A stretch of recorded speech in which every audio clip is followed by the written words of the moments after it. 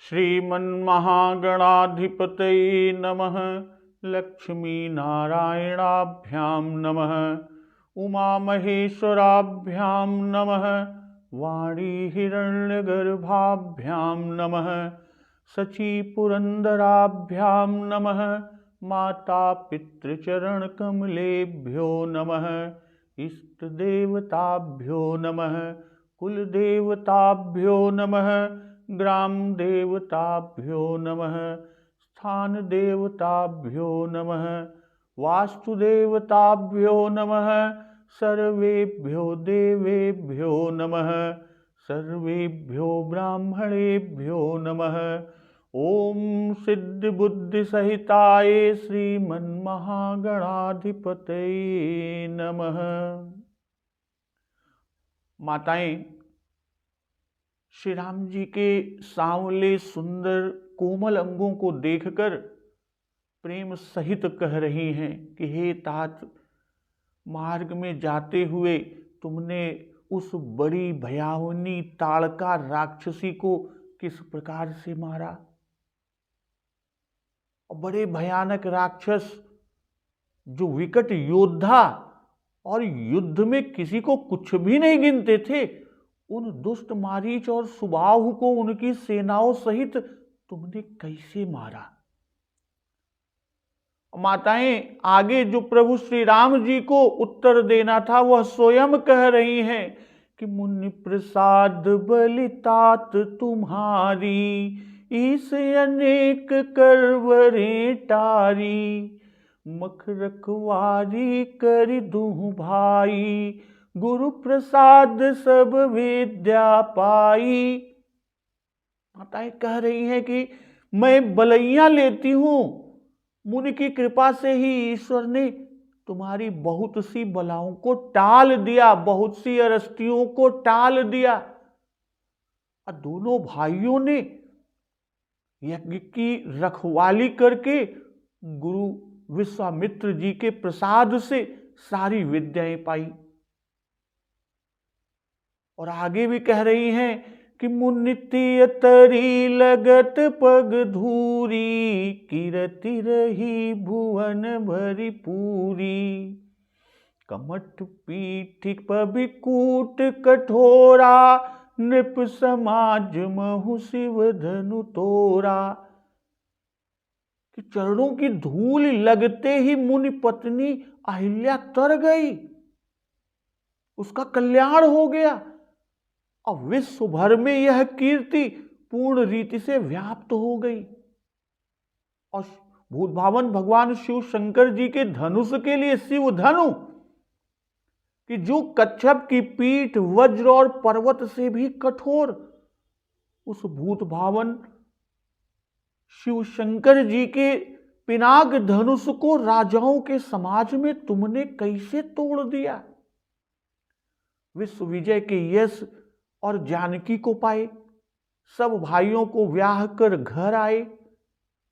तो यह तुम्हारे जितने भी कर्म हैं, यानी सभी कर्म मनुष्य की शक्ति के बाहर हैं, यानी अमानुषी हैं।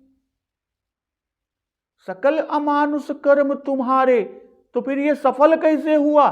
केवल कौशिक कृपा सुधारे, जिन्हें केवल विश्वामित्र जी की कृपा ने सुधारा है, यानी संपन्न किया है। माताएं कह रही हैं कि हे तात, तुम्हारा चंद्रमुख देखकर आज हमारा जगत में, इस जगत में जन्म लेना सफल हुआ।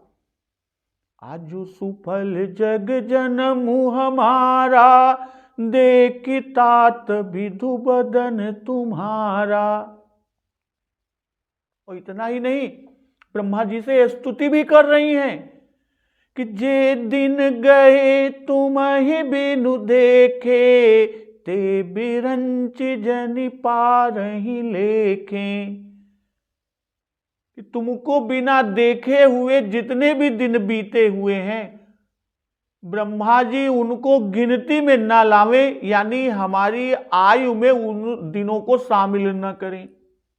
तब प्रभु श्री रामचंद्र जी कह रहे हैं, राम प्रतोषी मातु सब कही विनीत बर बैन, सुमेर शंभु गुर विप्र पद, किए नींद बस नैन।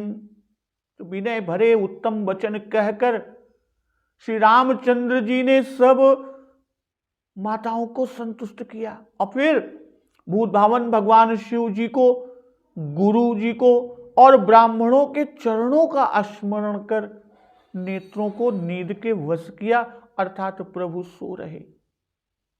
तो इस तरह प्रभु जब सुबह जगते हैं तो प्रातः पुनीत काल प्रभु जागे, अरुण चूड़ बर बोलन लागे। तो पवित्र ब्रह्म मुहूर्त में जब प्रभु जगते हैं, उधर मुर्गे सुंदर बोलने लगे, भाट मागध आदि ने गुणों का गान किया और नगर के लोग द्वार पर जोहार करने को आए।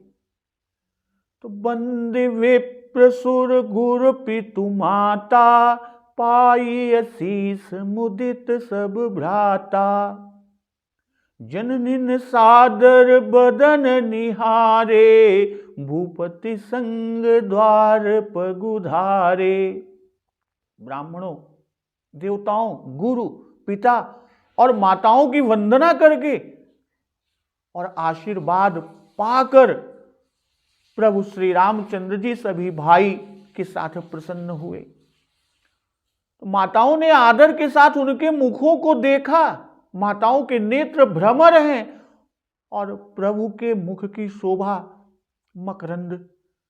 और फिर राजा के साथ बाहर पधारे, यानी दरवाजे पर आए। तो कीन्ह सोच सब सहज सुचि, सरित पुनीत नहाई। प्रात क्रिया करि तात पही, आए चारु भाई।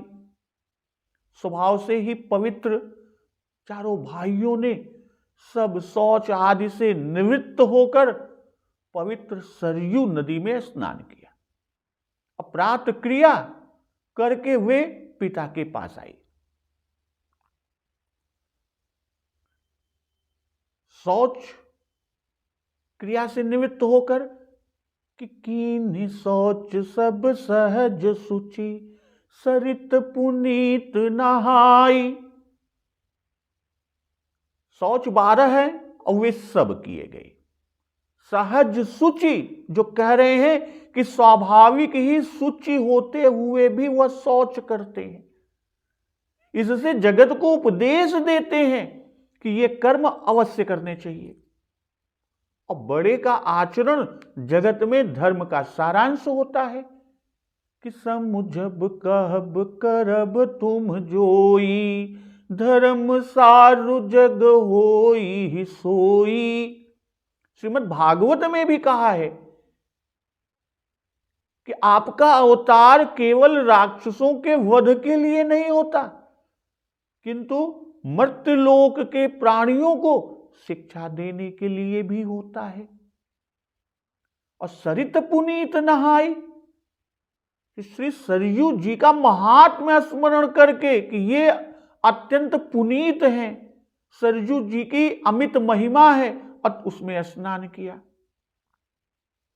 दरस परस मज्जनय रूपाना, हरई पाप कह वेद पुराना। नदी पुनीत अमित महिमायति, कही न सकई शारदा विमलमती। भाई सई, गोमती आदि नदियां भी अयोध्या जी की सीमा में है। आज कल की अयोध्या ही उस समय की अयोध्या नहीं, उस समय इसकी सीमा बहुत बड़ी थी।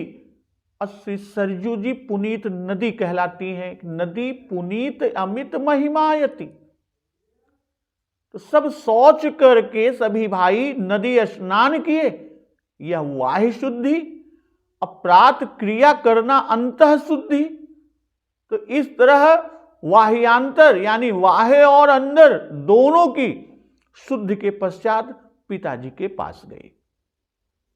जब पिताजी के पास पहुंचते हैं तो भूप बिलो के लिए उरलाई, बैठे हर सिर जाय सुपाई।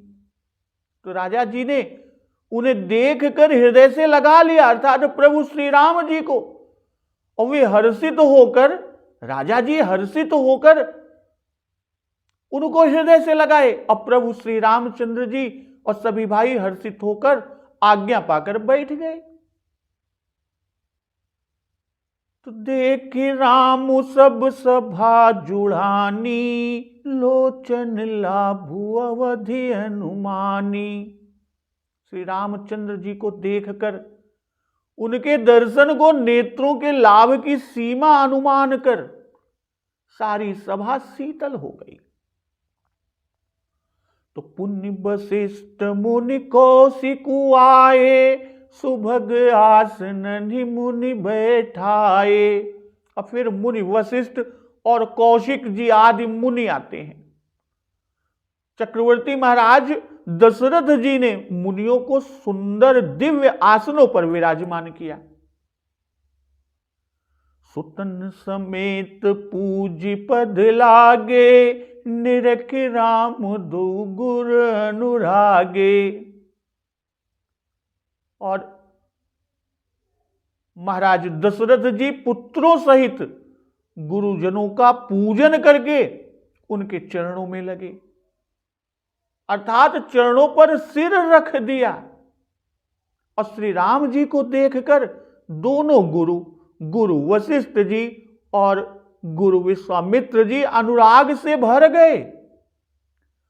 कहि वशिष्ठ धर्म इतिहासा, सुनहि मही सुसहित रनिवासा।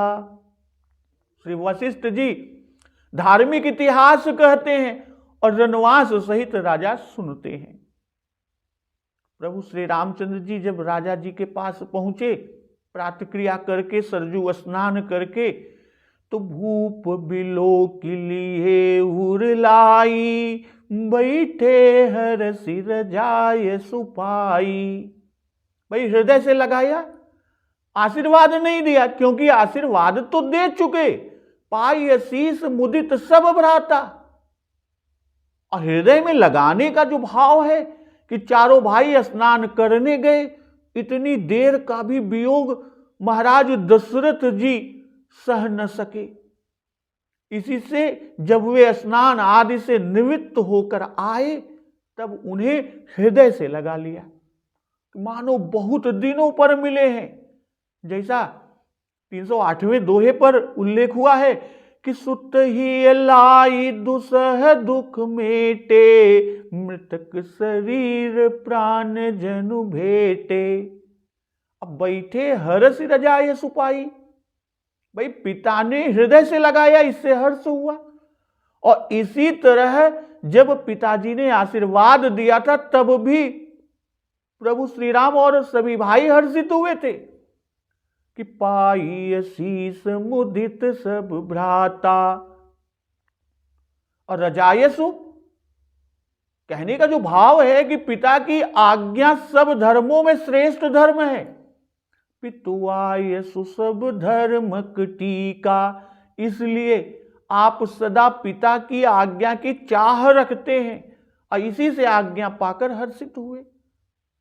फिर इससे यह भी दिखा रहे हैं बाबा गोस्वामी तुलसीदास जी कि श्री राम जी पिता का कितना संकोच करते हैं।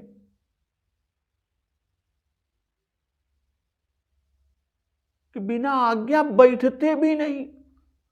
यहां बैठने के लिए आसन देना नहीं कहा गया, क्योंकि इस समय कथा होती है और कथा ऊंचे आसन पर बैठकर न सुननी चाहिए। इसी से प्रभु श्री राम और सभी भाई साधारण आसन पर बैठ गए। जब प्रभु श्री राम सभी भाइयों के साथ महाराज दशरथ जी के साथ बैठते हैं, तो देखे राम सब सभा जुड़ानी, लोचन लाभ अवधि अनुमानी। भाई जब से प्रभु श्री राम जी विश्वामित्र जी के साथ गए, तब से इनका दर्शन न होने से सभी अवधवासी व्याकुल थे, संतप्त थे। आज उन्हें सभा में बैठा देखकर हृदय शीतल हुआ। यह प्रीति की रीति है। जैसा उल्लेख हो चुका है कि राम ही देखी बरात जुड़ानी, प्रीति की रीति न जाति बखानी। लाभ अवध अनुमानी। भाई लोचन मिलने का लाभ बस इतना ही है कि लाभ अवधि सुख अवधि न दूजी, तुम्हारे दरस आस सब पूजी। तो यहां जुड़ाना शीतल होना, जैसे अब प्रभु देख जुड़ानी चाहती। और उसी तरह उल्लेख है कि राम बचन सुन कछुक जुड़ाने। और इधर जब प्रभु श्री राम जी को देखकर सभा के सभी लोग शीतल होते हैं, जो संतप्त हैं वो शीतल होते हैं। और उधर पुण्य वशिष्ठ मुनि कौशिकु आए, सुभग आसन मुनि बैठाए। तो पुनि यानी फिर कहने के पीछे का जो आशय है कि जब सब सभासद और चारों पुत्रों सहित राजा आकर सभा में बैठ गए, तब दोनों मुनि आए। और सबके पीछे आने का कि श्रोता प्रेमी है, वक्ता के आने के पहले ही सब आ गए, जिससे कथा का कोई अंश छूटने न पाए। कहीं ऐसा ना हो कि देर हो जाए और कथा का कोई अंश छूट जाए। सुभग आसननि, मुनियों को सुभग आसननि दीन है। सुभग आसननि मुनि बैठाए, तो यानी दिव्य आसनों पर वामदेव आदिक ऋषय पूजे मुदित महीश, दिए दिव्य आसन सबहि। तो यहां कि सबको दिव्य आसनों पर बैठाया, विराजमान किया। सुतन समेत पूजी पद लागे, निरखि राम दो गुर अनुरागे। भाई महल में रानियां और बहुएं भी थी, इससे वहां पूजन में वे भी सम्मिलित थी कि बधुन समेत कुमार सब, रानिन सहित महीश, पुनि मुनि बंदत गुरु चरण। तो यहां सभा है इसलिए पुत्रों सहित पूजा किया। अन्य रखी राम दो गुर अनुरागे। भाई माता और पिता के लिए सब लड़के बराबर हैं, इसी से माताओं ने चारों पुत्रों का मुखारविंद देखा और पिता ने चारों को हृदय से लगाया कि जननिन सादर वदन निहारे, अब भूप बिलो के लिए उरलाई। परंतु सभा के लोग श्री राम जी को देखकर शीतल हुए और दोनों गुरुजन भी, दोनों गुरु वशिष्ठ जी और गुरु विश्वामित्र जी भी श्री राम जी को ही देखकर अनुराग को प्राप्त हुए। कारण कि श्री राम जी का दर्शन सुख की सीमा है कि लाभ अवधि सुख अवधि न दूजी। श्री राम जी को देखने का अभिलाष सभी को है, इसी से जननिन सादर वदन निहारे, अब भूप बिलो के लिए उरलाई। इधर देख राम सब सभा जुड़ानी, और गुरु जी निरखि राम दो गुर अनुरागे।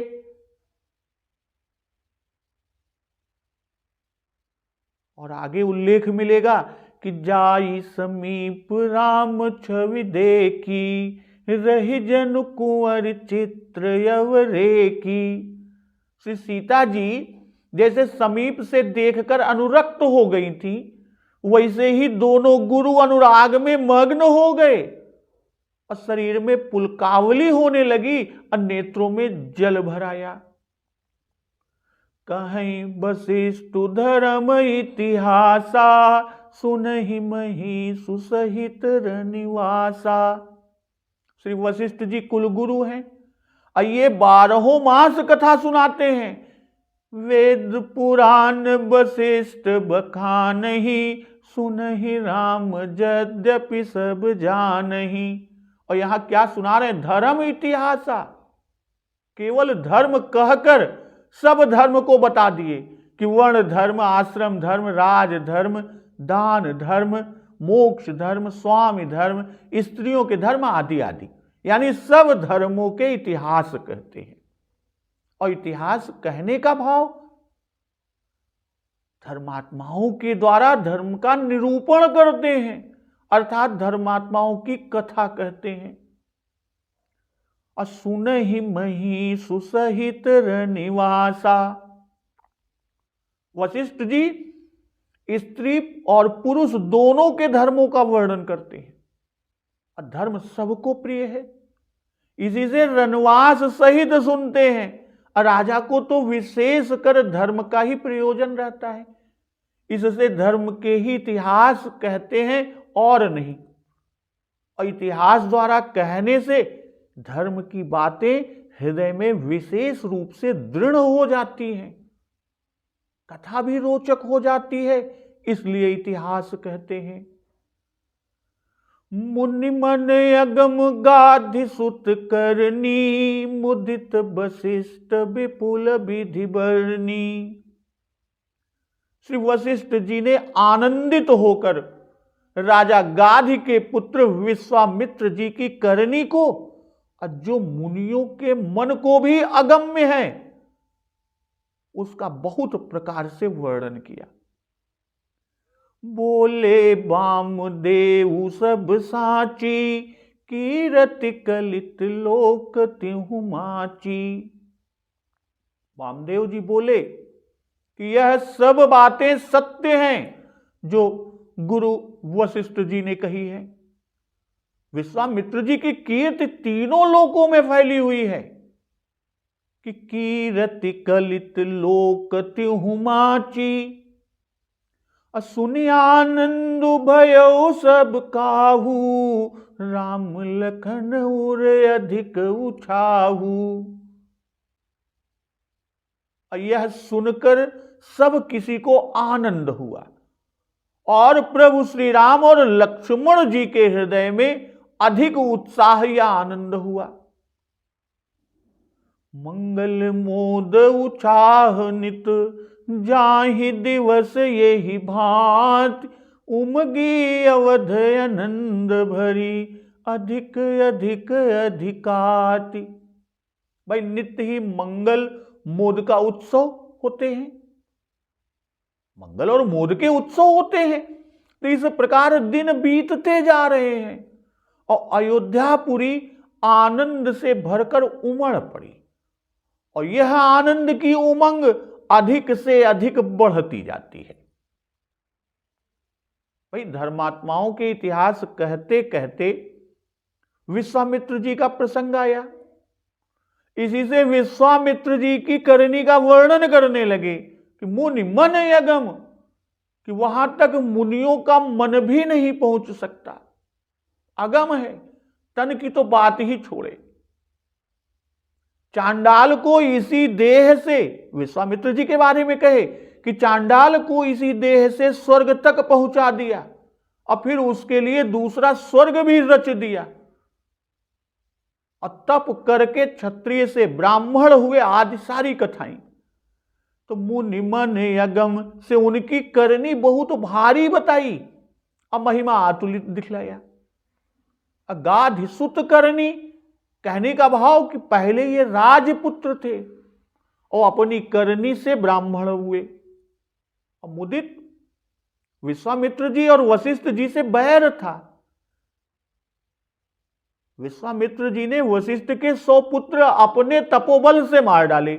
यह करनी भी वशिष्ठ जी ने प्रसन्नता पूर्वक विस्तार से कही। तो कहने का जो तात्पर्य है कि वशिष्ठ जी के हृदय में न तो अपने पुत्रों के मरने का और न विश्वामित्र जी के मारने का किंचित भी दुख है। तो इनके अंतःकरण में किंचित भी वैर भाव नहीं है। इसी से सारी कथा आनंदित होकर वशिष्ठ जी ने वर्णन किया विपुल विधि भरनी, बहुत विधि। यह कि जैसे वशिष्ठ जी से विश्वामित्र जी की लड़ाई हुई, जैसे विश्वामित्र जी ने हार कर तप किया, जैसे तपस्या में विघ्न हुआ, जैसे भारी तप के ब्राह्मण हुए, और जैसे त्रिशंकु को स्वर्ग पहुंचाया, और जिस तरह दूसरे ब्रह्मांड की रचना करने लगे आदि, यह विपुल विधि की करनी कही। अब मानस में विश्वामित्र जी की कथा वशिष्ठ जी ने कही है, अब वाल्मीकि रामायण में सतानंद जी ने कही, और वो भी जनकपुर में केवल श्री राम और लक्ष्मण जी से कही। तो यहां विश्वामित्र जी की कुछ संक्षिप्त कथा हम लोग जान लेते हैं। वाल्मीकि रामायण सर्ग 51 श्लोक 17 से सर्ग 65 श्लोक 29 तक में श्री सतानंद जी महाराज ने श्री रामचंद्र जी से श्री विश्वामित्र जी की कथा कही है। कथा कुछ इस प्रकार कि एक बार राजा विश्वामित्र अक्षौहिणी दल लेकर पृथ्वी का परिभ्रमण करने के लिए निकले। नगरों, नदियों, पर्वतों, जंगलों, आश्रमों को देखते हुए वशिष्ठ जी के आश्रम में पहुंचे। अकुशल प्रश्न करने के पश्चात मुनि ने राजा को अतिथि सत्कार ग्रहण करने के लिए निमंत्रित किया और अपनी कपिला गौ को बुलाकर सबकी रुचि के अनुसार भोजन की वस्तु एकत्र करके उनका सत्कार करने की आज्ञा दिया। तो सत्कृत होने पर प्रसन्नता पूर्वक राजा ने कोटि गौ अलंकृत तथा और भी अनेक रत्न आदि का लालच देकर कहा वशिष्ठ जी से कि यह कपिला गौ हमको दे दे। तो वशिष्ठ मुनि ने कहा कि मैं इसे किसी प्रकार नहीं दूंगा, यही मेरा धन है, सर्वस्व है, यही जीवन है। एत देव ही में रत्न मेत देव ही में धनम, एत देव ही सर्वस्व मेत देव ही जीवतम। किंतु राजा उसे बलपूर्वक लेकर चले। तो कपिला गौ अपने को छुड़ाकर मुनि के पास आकर रोने लगी। तो मुनि ने कपिला गौ से कहा कि यह राजा है, बलवान है, क्षत्रिय है, और हमारे पास इतना बल नहीं। तब कपिला गौ मुनि वशिष्ठ जी के आशय को समझकर कहती हैं कि मुझे आज्ञा हो। और आज्ञा पाते ही भयंकर सेना कपिला गौ ने उत्पन्न करके और उसने सब सेना नष्ट कर दी। तब विश्वामित्र जी के 100 पुत्रों ने क्रोध में भरकर वशिष्ठ जी पर ही आक्रमण कर दिया। मुनि वशिष्ठ की एक हुंकार से राजा के 100 पुत्र और घोड़े, रथ, सेना सब भस्म हो गए। तो राजा पंख कटे पक्षी के समान अकेले रह गए। उनको वैराग्य हुआ। राज्य एक पुत्र को देकर एक पुत्र को सौंप कर तब करके शिव जी को प्रसन्न कर वर मांग लिया कि अंगोपांग मंत्र तथा रहस्य के साथ धनुर्वेद आप मुझे दें। देव, दानव, महर्षि, गंधर्व आदि सभी के जो कुछ भी अस्त्र हो सब मुझे मालूम हो जाएं। तो यह वरदान पाकर अभिमान से राजा ने मुनि के आश्रम में जा उसे क्षण भर में ऊसर के समान शून्य कर दिया। तो ऋषियों को भयभीत देख वशिष्ठ मुनि जी ने अपना दंड उठाया कि इसे अभी भस्म किए देता हूं, और राजा को ललकारा। तो राजा की समस्त विद्या ब्रह्मदंड के सामने कुछ काम नहीं दे सकी, सब बेकार हो गई। और समस्त अस्त्रों के व्यर्थ हो जाने पर राजा ने मुनि वशिष्ठ जी पर ब्रह्मास्त्र चलाया। वशिष्ठ जी ने उसे भी ब्रह्म तेज ब्रह्मदंड से शांत कर दिया। तो वशिष्ठ जी के प्रत्येक रोमकूप से किरणों के समान अग्नि की ज्वालाएं निकलने लगी। अब ब्रह्मदंड उनके हाथ में कालाग्नि के समान प्रज्वलित था। तो मुनियों ने स्तुति कर विनय किया कि आप अपना तेज अपने से तेज से शांत करें और अपना अस्त्र हटाइए, प्राणी मात्र उससे पीड़ित हो रहे हैं। तो यह विनय सुनकर वशिष्ठ जी ने दंड को शांत किया। अपराजित राजा लंबी सांस भरकर अपने को धिक्कारने लगा कि धिक बलम क्षत्रिय बलम ब्रह्म तेजो बलम बलम, और ब्रह्म तेज की प्राप्ति के लिए तपस्या करने के लिए चले गए। तो कठिन तपस्या की। ब्रह्मा जी ने आकर कहा कि आज से तुम्हें हम सब राजर्षि समझने लगे। एक बार की तपस्या त्रिशंकु ने ले ली, तब पुष्कर क्षेत्र में जा तपस्या करने लगे। वहां ऋचिक के मझले पुत्र सुनहसेप ने अपने मामा विश्वामित्र को तप करते देख उनकी शरण ली कि अम्बरीश के यज्ञ में बलि दिए जाने से मुझे बचाइए। एक तपस्या इसमें चली गई। 1000 वर्ष तपस्या करने पर फिर ब्रह्मा जी ने आकर तपस्या का फल स्वरूप इनको ऋषि पद दिया। फिर कठिन तप करने लगे। और बहुत समय बीतने पर मेनका पुष्कर क्षेत्र में स्नान करने आई और मेनका को देख ये काम के वश हो गए। 10 वर्ष मेनका के साथ रहे, फिर ग्लानि होने पर उसका त्याग कर उत्तर पर्वत के कौशिकी के तट पर जा कठोर तपस्या करने लगे। और यह कठिन तप देख देवताओं की प्रार्थना पर ब्रह्मा जी ने इनको महर्षि पद प्रदान किया और कहा कि ब्रह्मर्षि पद पाने के लिए इंद्रियों को जीतो। तब महर्षि विश्वामित्र जी निरवलंब वायु का आधार ले कठिन तप करने लगे। इंद्र डरा और रंभा को बुलाकर उसने विघ्न करने के लिए भेजा। महर्षि जान गए पर क्रोध न रोक सके। रंभा को शाप दिया कि तू पत्थर हो जा। क्रोध वश होने से महर्षि विश्वामित्र जी की तपस्या भंग हो गई। इससे महर्षि का मन अशांत हुआ। अब उन्होंने निश्चय किया कि मैं 100 वर्ष तक श्वास ही नहीं लूंगा, इंद्रियों को वश में करके अपने को सुखा डालूंगा। तो इस तरह का दृढ़ निश्चय कर पूर्व दिशा में जाकर 1000 वर्ष तक मौन की प्रतिज्ञा कर घोर तप करने लगे। समस्त विघ्नों को जीता।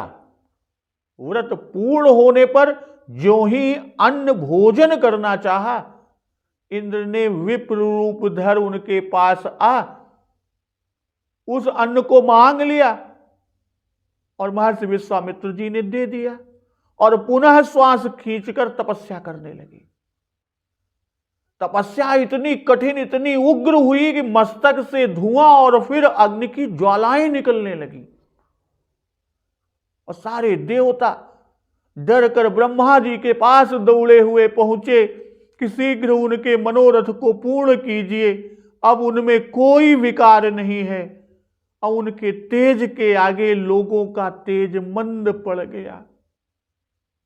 तब ब्रह्मा जी ने आकर उन्हें ब्रह्मर्षि का पद दिया और फिर वशिष्ठ जी से भी उनकी मित्रता करा दिया और उनसे भी उनको ब्रह्मर्षि कहला दिया, वशिष्ठ जी से।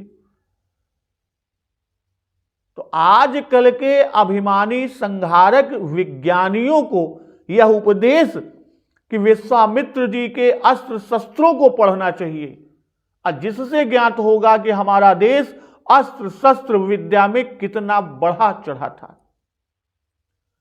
तो यह कथा सुनकर बोले वामदेव सब साची, कीरति कलित लोक तिहु माची।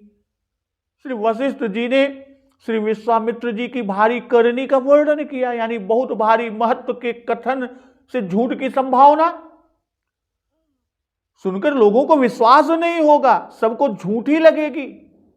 इसलिए संदेह के निवारणार्थ, संदेह निवारण करने के अर्थ से वामदेव जी ने श्री वशिष्ठ जी का समर्थन करते हुए कहा कि यह सब बातें सत्य हैं। बोले वामदेव सब साची।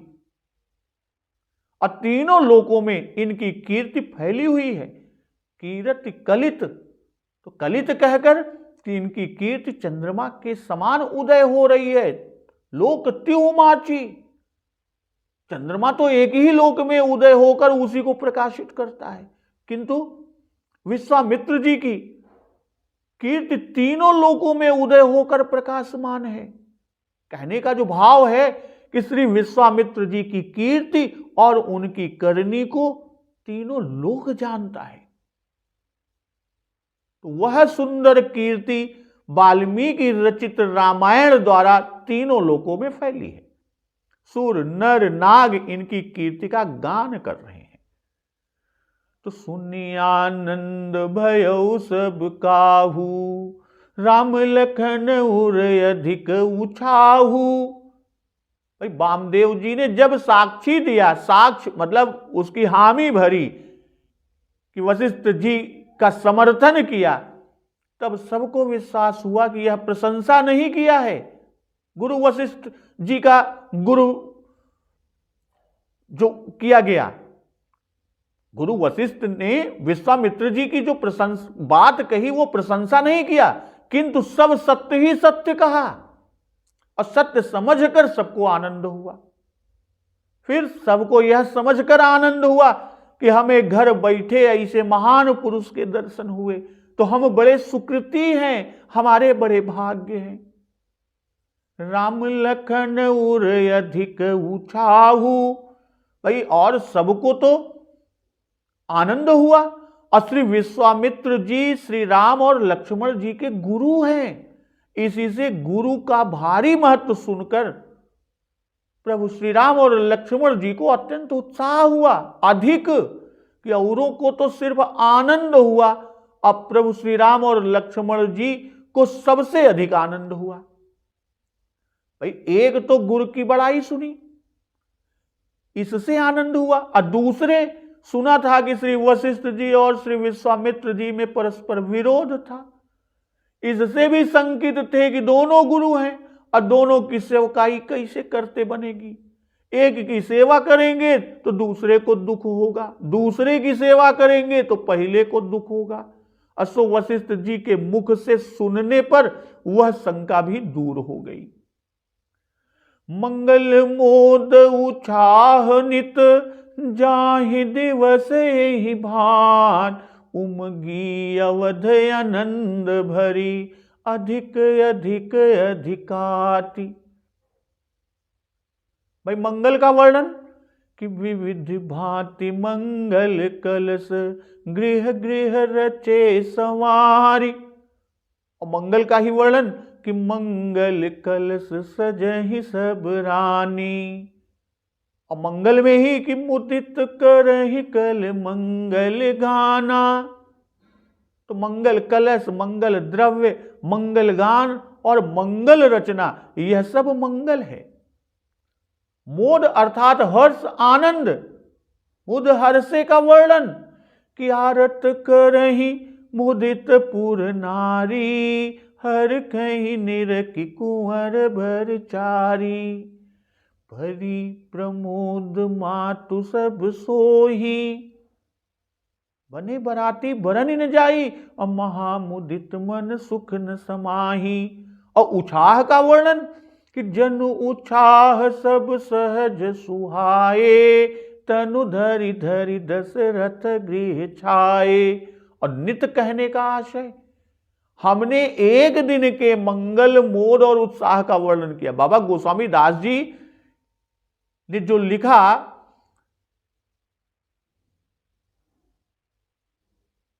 कि मंगल मोद उछाह नित, जाई दिवस ही भांति। तो उछाह नित कि हमने तो एक दिन का वर्णन किया है, इसी प्रकार नित्य होता है, प्रत्येक दिन इसी प्रकार बीतता है।